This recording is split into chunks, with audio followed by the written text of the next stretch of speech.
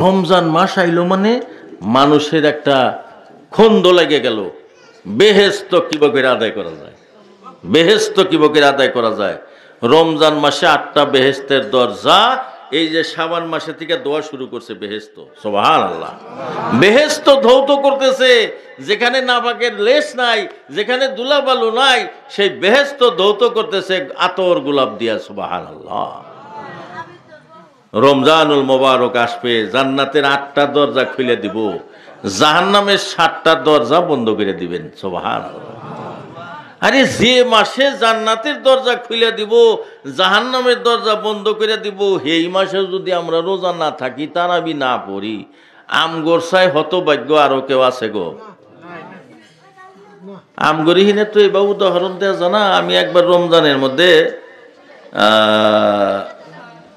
গুজরাটে কিসের দিকে জানি গেছিলাম, হিন্দুরা, হিন্দু মেয়ে পুরুষ আসরের নামাজের টাইমে ছোট ছোট পোলাহান কলি করে নিয়ে 2 সাইডে লাইন ধরে, সব হিন্দু, हजरत दम कीजिए, हजरत दम कीजिए, मेरे बच्चा का बीमार है,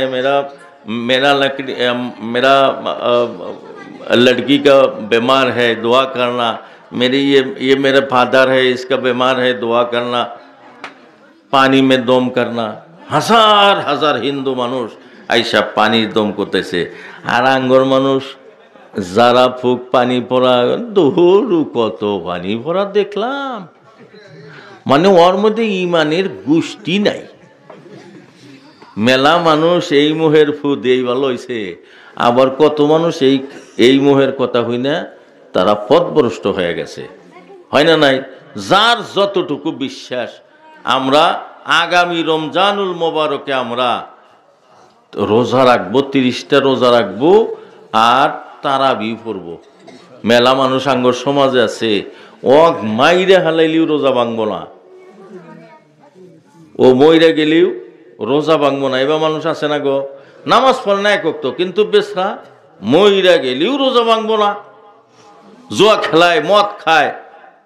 এইবার মানুষও আছে যে তারা রোজার মাস রোজা ভাঙ্গা মদ খায় না।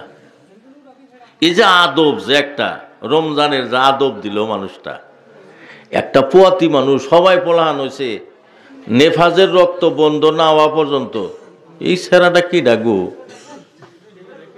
শালা ওর গোষ্ঠী রোজা থাকবো না আগামীবার।